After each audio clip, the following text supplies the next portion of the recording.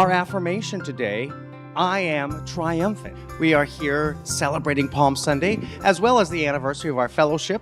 And I wanted to talk a little bit about Palm Sunday, and that is the day that marked Christ's triumphant entry into Jerusalem, and a little bit about our own selves being triumphant in the face of adversity.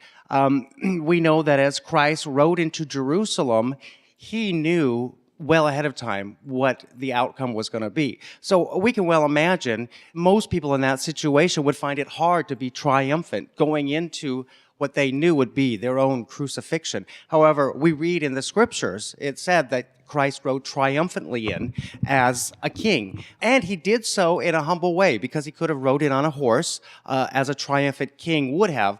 But he, as he was at the entrance to the city, he sent his disciples to go and get him a donkey and the offspring of the donkey. And of course, that was prophesied, but he rode that in because during that time, that was a sign of humbleness and humility to arrive on a donkey. And nonetheless, as he rode in, his arrival was so anticipated. Everybody was so excited to see him. They were, as a sign of great honor, which was something that was done if somebody was being honored greatly. They were throwing down their garments and also branches, which included the palm fronds.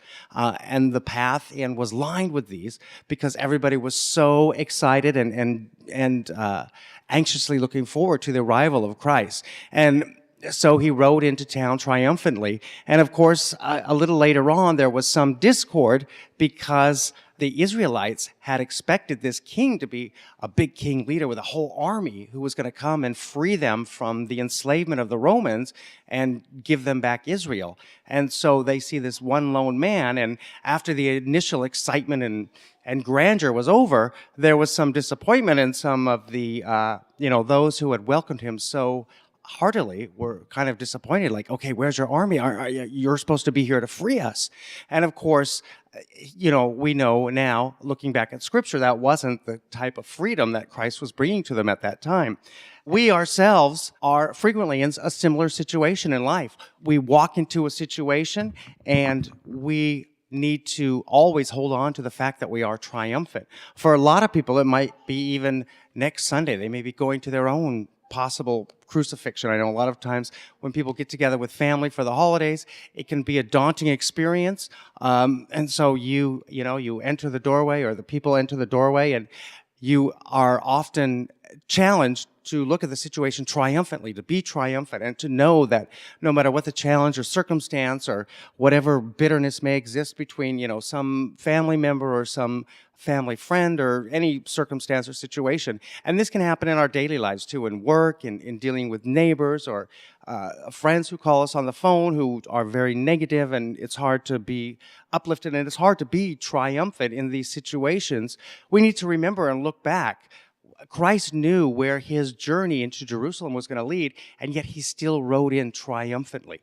He rode in as a king, as a leader of men, in his humble way, because we all know that we are created in the image of God. Therefore, we are perfect and divine individuals, and we are triumphant in every circumstance, in every situation.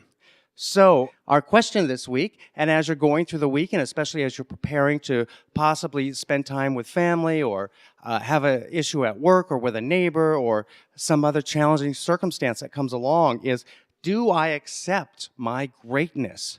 Do you walk into every circumstance and every situation triumphantly, sitting there in a position of triumph, or do you go in defeated and struggling and, oh, I don't want to do this? Imagine if Christ had been at the gates of Jerusalem and had said, oh, you know what? I know how this is going to turn out for me. I'm not going to go in. I'm going to, you know what? I think let's turn around. Let's go back. Let's go back to Galilee. Let's go back somewhere else. I don't want to look forward to this. This is too much for me. This is too daunting.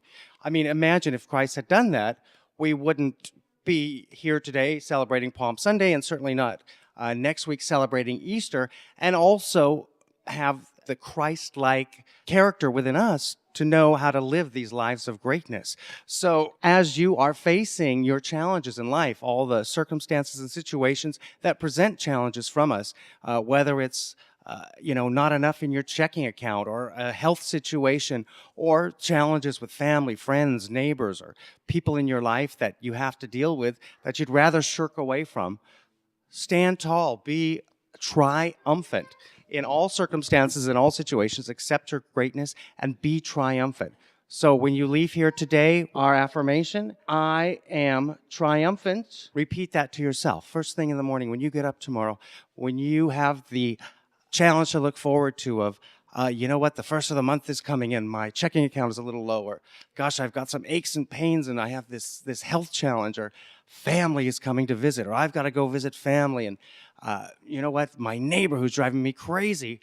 In all those situations, say, you know what, I am triumphant. Start that day, start your week, start the first day of the rest of your life triumphantly in all circumstances, in all situations. I am triumphant. I am triumphant. I am triumphant. And the good news is that just as Christ was triumphant going into Jerusalem on Palm Sunday, we can be triumphant. We can walk into every one of our challenges and circumstances and situations that might be daunting to us. We can walk into them triumphantly. So take that good news with you. Start your morning tomorrow morning. Tell yourself, I am triumphant. And hold on to that all day long. Don't ever let go of that. And you too will be triumphant.